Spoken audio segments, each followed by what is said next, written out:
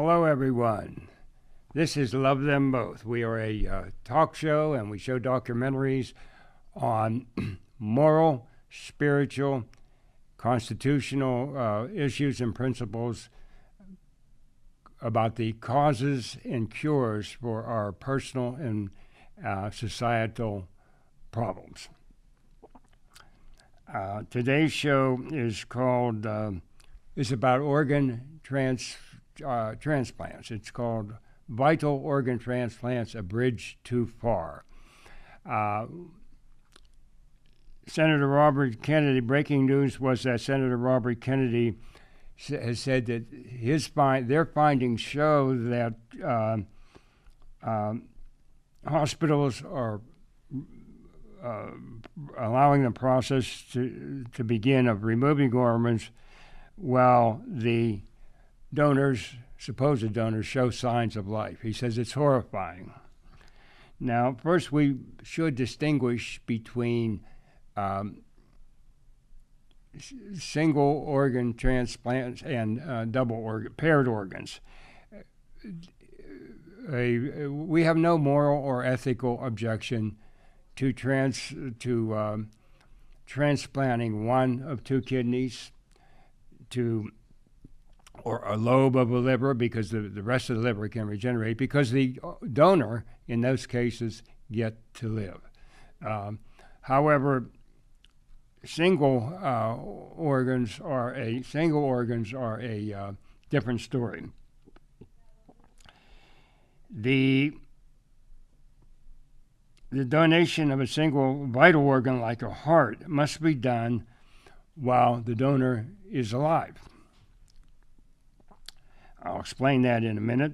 While the donor is alive, but it takes the life. Removing the heart, of course, takes the life of the donor. Moreover, organ vital transplants are done humanely. Single organ vital transplants are done inhumanely without anesthesia for pain. And the reason I say that is I Googled pain for organ donations on the internet, and what I came up with was the statement that anesthesia is given to keep the organs in tip-top shape. Nothing about pain, not for pain. You must remember they're going to. So, as far as I know to date, anesthesia is not given for pain for these living organ donors. It's a horrifying nightmare for the donor, now a victim of a single vital organ. The heart is I'm calling a single vital victim. So, as I said, this is why vital organ transplants are going to be a bridge too far. That expression, a bridge too far, is a colloquial expression which means used to represent something that's unattainable. And I'm going to show single vital organ transplants have moral and ethical barriers that make them morally and ethically unattainable. So some of the things I want to show during the show today is, number one, expose the myth of brain death. That was the definition of brain death, to be the absence of brain waves supposedly corresponding to an irreversible coma. I also get into telltale signs in the brochure that the Department of Motor Vehicles and other places will use to giving you a hint, really, if you read between the lines, there's something wrong with what they're selling here. And thirdly,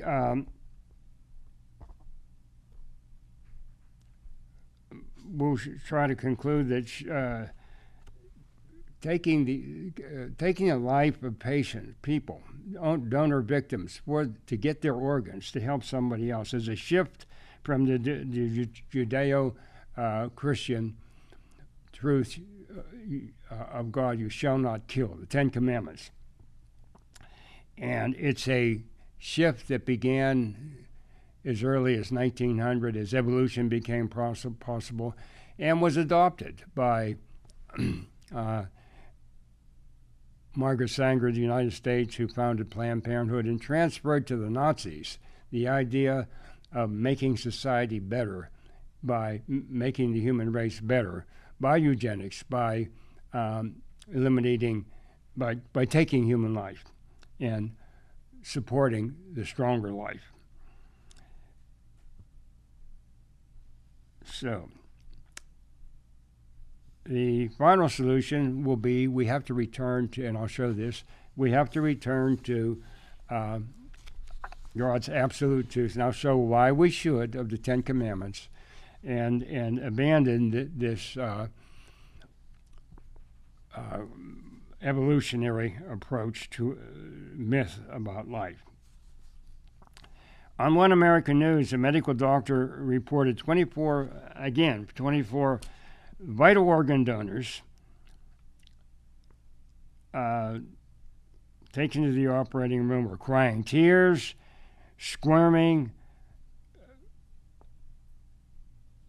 resisting organ removal, and these squirmings and tears on the part of the vital organ donor victims, those who objected to it, and the doctors and nurses there, the people who objected to it were overruled. Why? We're going to see why the authority is on the side of taking their organs. So let's look at the myth of brain death. Myth of brain death was created by Harvard Medical School and by an ad hoc committee because organs from cadavers do not transplant. Organs that from cadavers, those are real dead people. Organs from cadavers do not recover. The reason organs from cadavers do not transplant is they do not recover from the loss of blood supply following true death. A heart might only last about 4 or 5 minutes.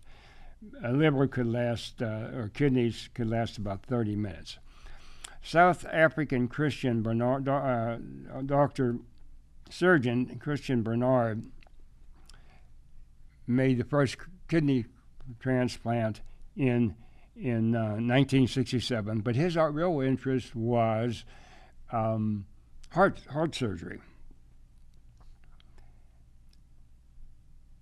So he made the first heart transplant in 1967 also. A woman was killed in there was a severe auto accident in which a mother was killed and her adult daughter was severely brain damaged. And Bernard obtained permission from her father to transplant her organs and proceeded to commence to do that. He said at the time that her heart, he had to wait till her heart stopped beating, so that she on the operating table, so she would be legally dead. He said at the time, but 40 years later, he reported the truth, admitted the truth that was a lie, but he didn't wait for the heart to stop beating. But he at the urging of his brother and assistant, he injected the heart with concentrated potassium, which paralyzed her heart and made her technically legally dead. And he proceeded to transplant her heart. So not long afterwards. Not to be outdone, not long after this Bernard's murder is what it was. Brooklyn Medical School doctors cut out the heart of a 3-day living infant and transplanted it into an 18-day-old infant with heart disease. At the end of the day, both were dead. But as a result of the controversy and outcry that erupted from killing human beings to take their heart,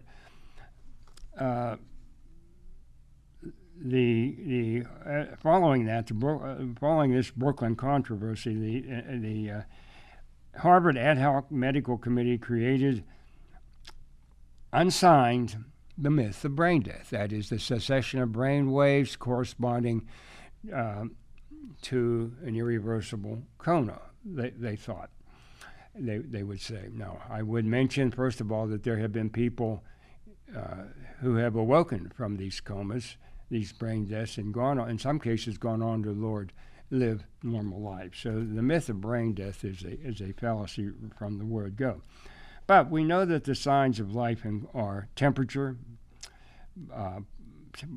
pulse, blood pressure, respiration, reflexes, even growth, excretion. Now, but brain death people have all of these symptoms, most of these symptoms. So brain death, but the bodies of supposedly brain death people are warm and flexible, have a beating heart, normal color, temperature. Most normal functions continue: fluid balance, digestion, excretion, urine output.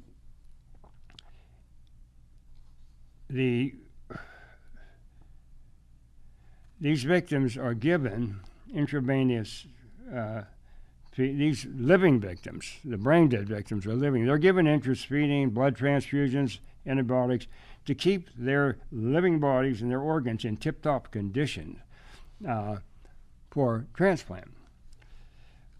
Given long enough periods of observation, victims show signs of, victims show signs of healing, even they can begin to heal. Growth, if they're long enough, under observation long enough, they can grow. They begin to grow. If it's a child, under observation long enough, the brain death child can start going through the stages of poverty. So it's clear that brain dead people are really alive. Moreover, and as I've said before, there have been people who have woken up and even gone on to heal and go on to resume normal lives. Now, insurance companies pay for the ICU and emergency room costs to keep these brain death people alive. Now, would they do that for a corpse? We don't, of course not. So, the myth of brain death, irreversible coma to take organs, is not based on any scientific, legislative, or moral authority. It was just made up from the Harvard Ad Hoc Committee, unsigned, kind of an anonymous document, because they wanted to do these transplants. Furthermore, and making matters even go beyond that worse, they keep, as happens with human beings, you keep relaxing, and the standards for taking organs are getting more and more lax. So this is something that's being combated now. So I want to mention, before I go on to point number 2, the sources of information for my article are from that I'm using are from this Catholic by Randy Engel, an article she wrote called "Don't Give Your Heart Away: Know the Facts About Vital Organ Transplantation," appeared in the Catholic reprint series, and also excerpts from Life Legal Defense Foundation's briefs on dealing with cases involving this subject. These are my authoritative sources. I'm not plagiarizing. So where are we here? Back to this end. Okay, point number 2. There are, here is the brochure I got when I got my driver's license at the Pennsylvania Department of Motor Vehicles downtown Pittsburgh. Their brochure they want you to answer yes or no to be an organ donor victim, yes or no, on your driver's license. If you answer yes, you are signing your life over to the Center of Organ Recovery. It's a state organization, and it has the legal authority to take control of your body. I just mentioned that now. But anyway, here's the pamphlet they hand it. You can get there. I got it, and they always make people look happy about this. Happy, oh, we're going to, and they sell it on platitudes. Your heart will be beating, your loved one's heart will be beating in another person. And you'll be able to save the lives of many other people and help many other people. So we'll get into this more in a minute.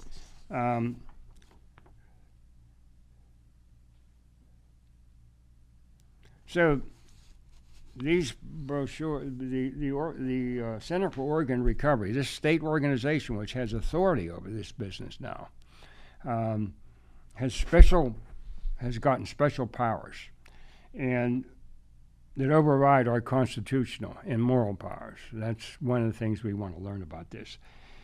And they solicit, they go out and have programs like the licensed drivers. Why would one of, 3 or 4 questions on your driver's license? Why is it so important to ask you about organ donations? Why is that question important enough to be on people's driver's licenses?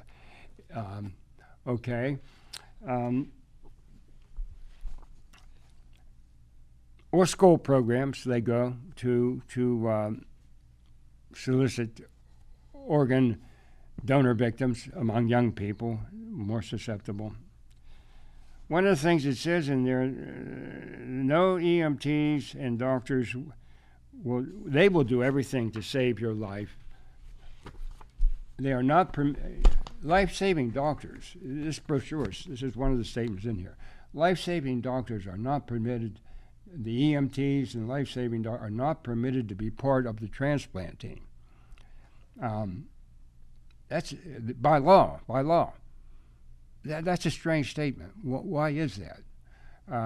Why is life-saving separated from transplantation? It's because transplantation is not life-saving. So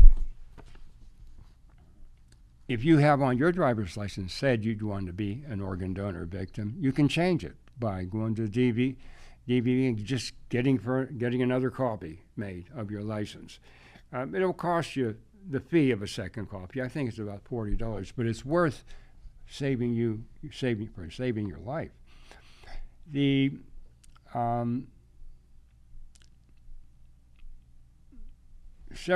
This Center of Organ Recovery, this state organization, has certain special powers that override moral and constitutional rights. For example, CORE, it's called, has the power to free speech. It prevents doctors and nurses from speaking to the family of an organ donor or an organ donor about donating organs, the issue of donating organs. We're not allowed to talk to them. Someone who signed up to be an organ donor, you're not allowed to. These doctors and nurses are not allowed to talk to your family. Second thing, your family, once you sign up for an organ donor, if you become injured, your family has no say over the control of your body and health, medical decisions. So these are 2 clear constitutional violations, I believe, against freedom of speech and religion of doctors and nurses to speak, and of your family to have control over your health if you're incapacitated. This is another telltale sign. These people shouldn't be here because they can't. They're operating against constitutional and moral law. The Department of Motor Vehicles uses, as I mentioned, media's platitudes, to victim families, saying, "Oh, your heart will live on in someone else." One organ, one tissue. Here's one. Here's another statement in here. One organ and one tissue donor can save up to 8 lives, and how does that say? Save up to 8 lives, and help more than 75. Well, how do they do this? Well, you got 2 kidneys. They can give one of them away to each person. They can give your heart away to someone else. They can take your lungs, your whole liver, and so forth. It's a real the intensive care unit is turned into a dissecting lab for your body.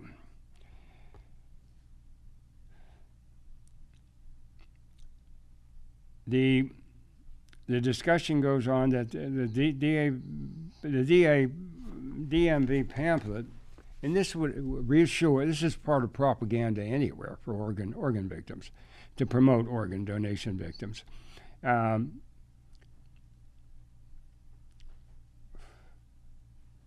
It goes on to say that the organ, because of all this tearing up of your body, cutting apart your body, does not interfere with an open casket or other funeral arrangements. This is gross. This is grotesque. What I'm saying here. I have been spoken to by an employee of a funeral company who retrieves bodies from that have been for funerals that have been in the ICU and their organs taken out, cut out, and this person said that it's evil. What the way these bodies come back to them is evil. Just cut out, cut up here and there and all over the place. So it's gross. Again, it's grotesque.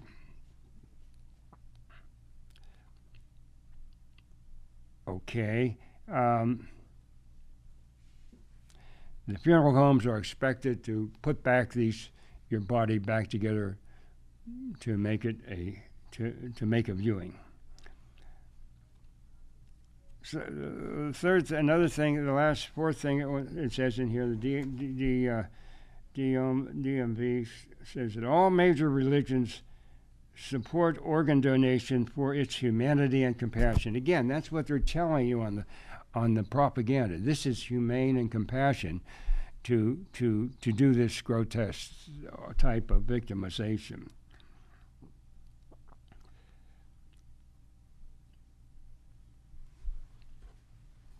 So you can change your license plate, as I say, your driver's license. You go back, get a new copy, tell them you want to be listed as a non-donor. This woman one woman doctor did such a thing.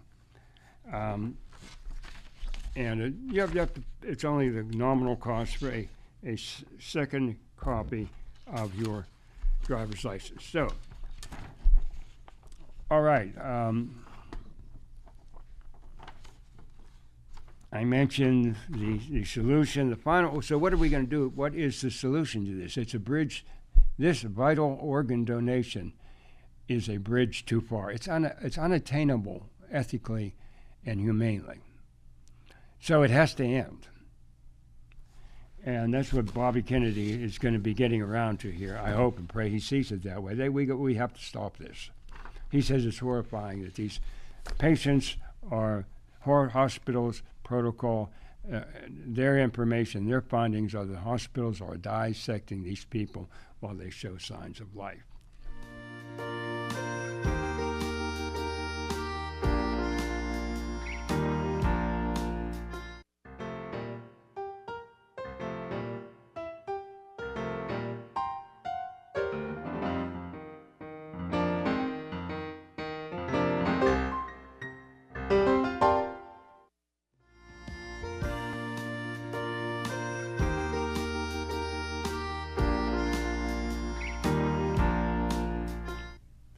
Hello, folks. We're back after a little break there. We are in the midst of a show entitled vital organ transplants, a bridge too far. And that the colloquial expression, a bridge too far, is used for something that is unattainable. And in this case, it's vital single or like a heart organ transplants, which take the life of the donor. It's a bridge too far. It's unattainable because of its moral and ethical barriers. I'll just review here. Senator Robert Kennedy said, our findings show that hospitals allow organ procurement process to begin before begin when the organ donor shows signs of life. And he says this is horrifying. So that's what we're dealing with here. One more quote of that report of the same nature on One American News, OAN. A medical doctor reported 24 organ donors taken to the operating room crying tears, squirming, resisting organ removal. And those personnel there, perhaps other doctors who objected to the surgery, were overruled.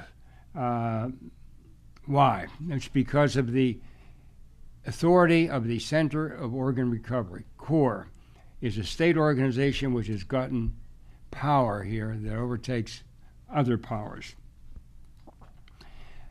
I've been going over points in this brochure from the Department of Motor Vehicles where they ask you, do you want to be an organ donor, yes or no?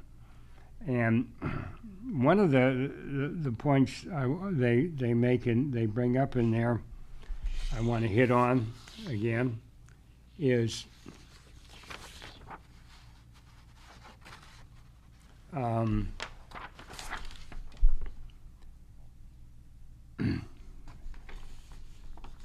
they say, I've been saying, you can't change your driver's license. If you have already chosen to be an organ donor, I encourage you strongly to go back and get a second copy made and tell them to say no toward organ donation.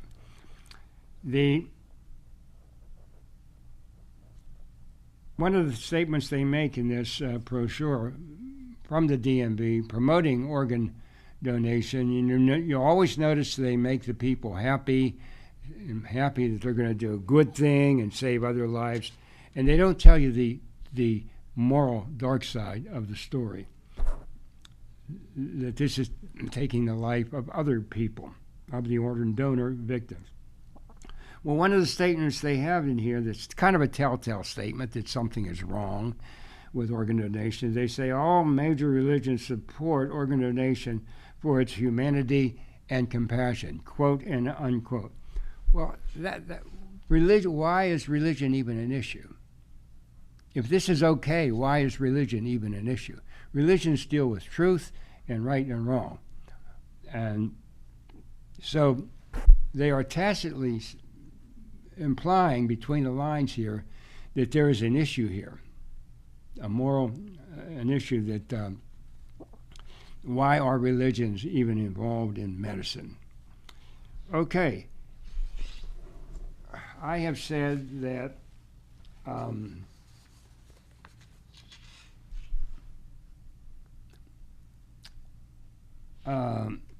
this organ donation,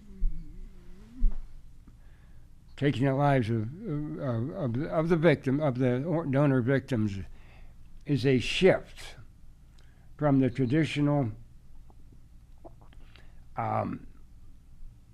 transcendental truth of God and the Ten Commandments, you shall not kill, and the Hippocratic Oath, do no harm in medicine. That wasn't even Christian. That was invented by the Greeks centuries ago, as rules to go by in practicing medicine. Well, this organ donation victim abandons those rules. They abandons God's transcendent commandments, the Hippocratic Oath. Why? Well, principally because we have been overtaken. Since 1900, evolution became popular, and it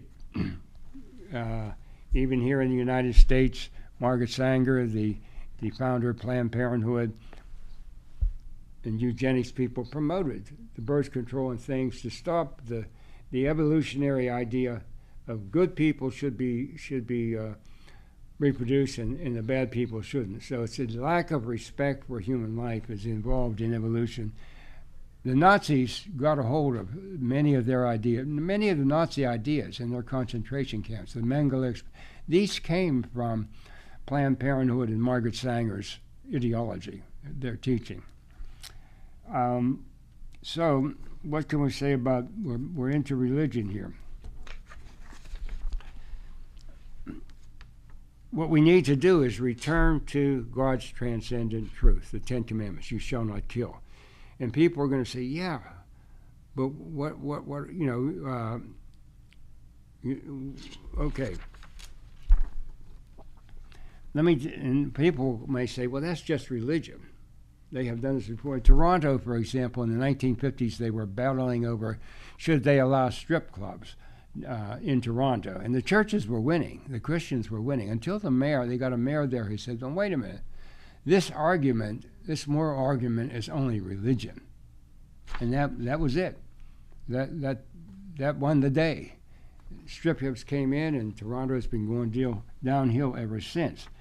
Now, calling something religion, then you have to understand that's not really the Christian religion. God's not just one of the 4,000 or so man-made belief systems in the world. God has made his truth widely known. There's the Ten Commandments. There's Scripture. There's the Christian gospel. And I want to read from the book of Proverbs now what makes this something we should pay attention to. God has made it widely known that you shall not kill, the Ten Commandments. And he says so. He says in Proverbs chapter 2, I believe it's chapter 2, chapter 8, doesn't wisdom cry and understanding put forth her voice? In other words, everybody knows this. Everybody knows or is going to know the Ten Commandments. This isn't done in a corner. But we're going to have to make a decision on choosing it or not. That's our decision. Doesn't understanding put forth her voice? She stands in the top of the high places, by the way, in the places of the paths. She stands at the entry of the cities, the coming in at the doors. God has made this truth known, and it's going to make it known to everybody. We're going to have to you have to make a choice, but you're not going to be able to say you didn't know. Okay. Secondly, a point I want to bring out about this, God's religion, the religion of the Almighty Truth, has this transcendent truth. God's transcendent truth has strength and understanding. I'll read, quote, counsel is mine, in Proverbs 8:14. Counsel is mine, sound wisdom. I am understanding. I have strength. This isn't just some man-made beliefs that are of no consequences or of a bad consequence. He's saying in Scripture, counsel is mine, sound wisdom is, I am understanding, I have strength. By me, kings reign, and princes decree justice. This is the power of God's religion. It has strength. By me, princes rule and nobles, even all the judges of the earth. So this is not just another man-made religion. Moreover, these are transcendents. This thing they called just religion and pushed off as a religion in Toronto existed before the earth was created. It says here in verse 12, I believe it is, 22,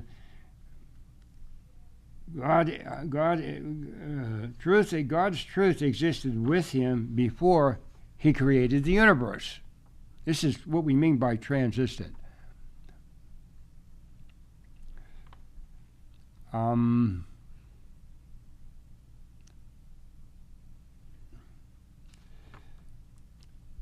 Lord, and he goes on, the Lord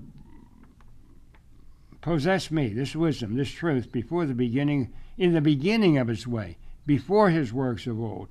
I was set up from everlasting, from the beginning, ever the earth was. When there were no depths, wisdom was brought, God's wisdom was brought. When there were no fountains abounding with water, before the mountains were settled, before the hills, I brought forth. Well, as yet he had not made the earth or the fields or the highest part of the dust of the world. So this truth that they pushed aside in Toronto, for example, as just religion, was made before the earth was made. And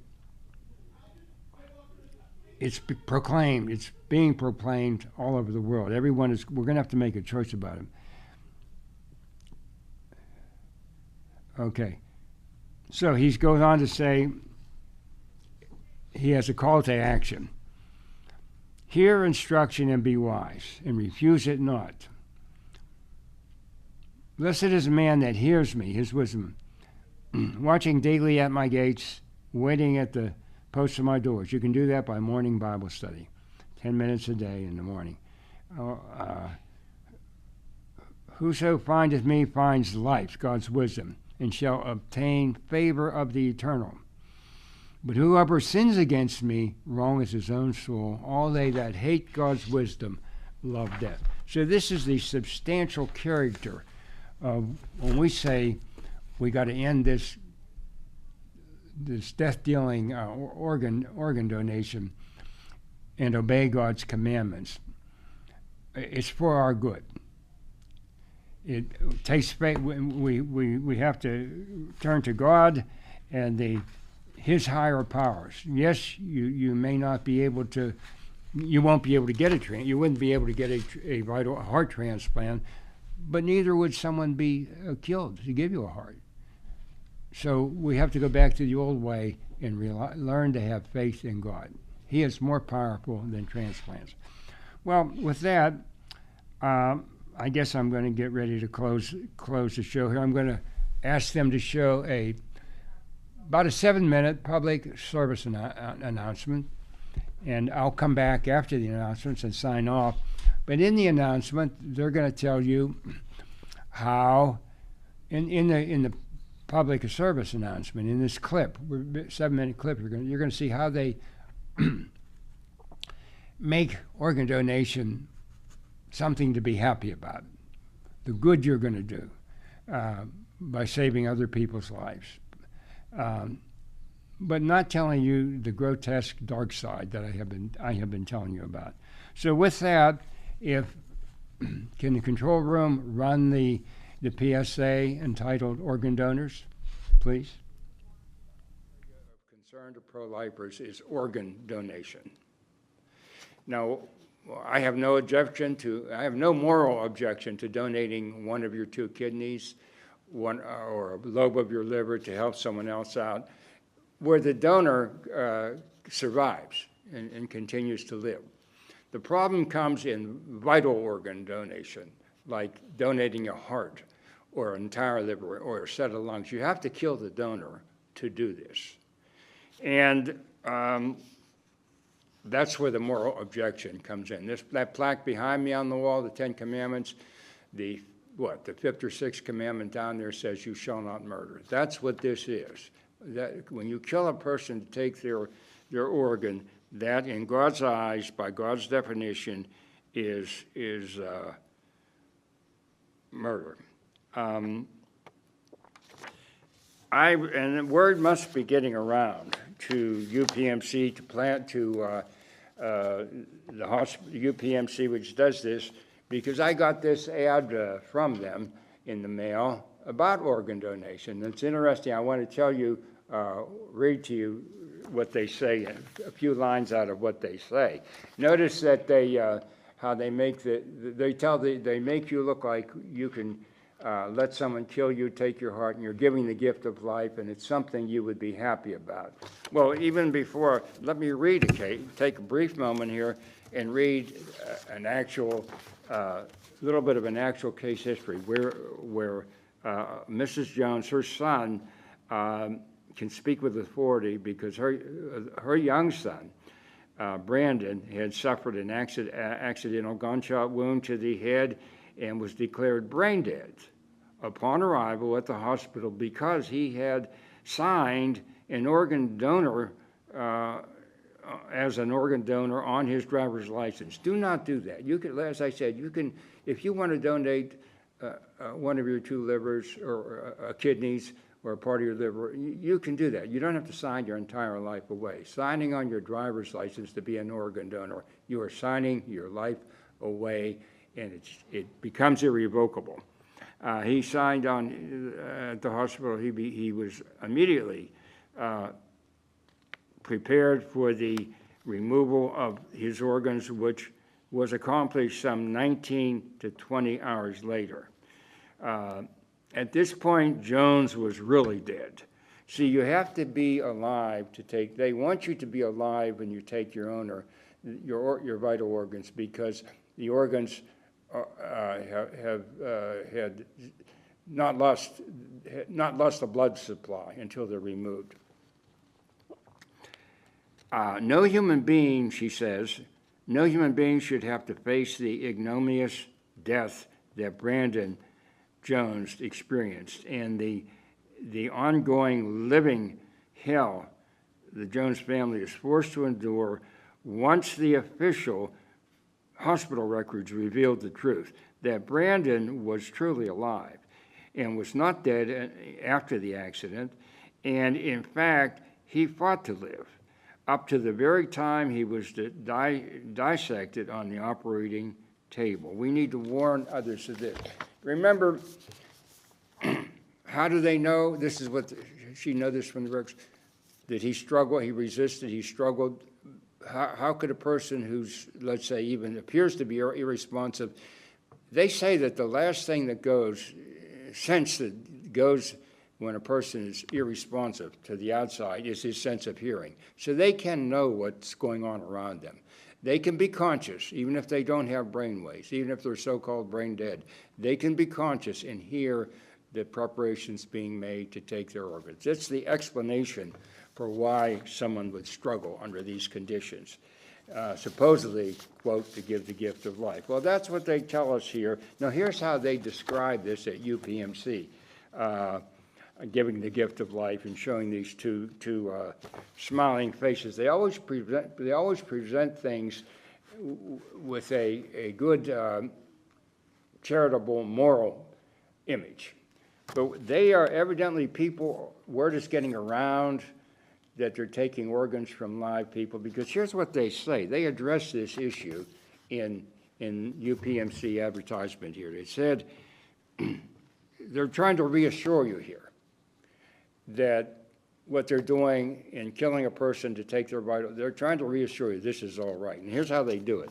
They say doctors make every effort to save the patient's life and perform tests to confirm the absence of brain activity before considering how the patient's tissues can help others. Okay. They perform tests to confirm the absence of brain activity. Well, that is not a proof of death. The absence of brain activity is not a proof of death. The very fact of their body to keep for the cells and organs to be alive, pumping blood and the blood going into the cells and delivering nutrients and oxygen. The brain has to be a nervous system. The brain has to be involved in the nervous system to keep that process going on. That brain is not dead. They want you to believe it, but the fact that their cells in their body are working, the brain has to be involved in keeping that going on. People have gotten up from brain death, woke up and gone on with their lives. So this has happened too. And so brain death is not dead. It's not real death. And then they go on to say here, every major religion supports organ donation, this kind of organ donation. Well, that doesn't say too much either when you know what religions can do. Jesus said in the Bible again, not everyone who says to me, Lord, Lord, will enter into the kingdom. Not everyone who's religious will enter into the kingdom of God, but those who do the will of his Father, who do what he says. And what God says in regard to this is on that plaque and the Ten Commandments behind me, and pertaining to vital organ tests, it says, "You shall not murder." That's what God says. Now, there are religions who don't do that, who won't do that. So having religions support this doesn't mean too much. Okay, everyone. Well, thank you for watching. I hope to continue to tape shows, so keep watching for us. You can watch all of our shows on YouTube at Love Them Both TV, one word. That's YouTube at Love Them Both TV, one word. With that, watch for us, go to YouTube, watch our shows, and we'll see you next time.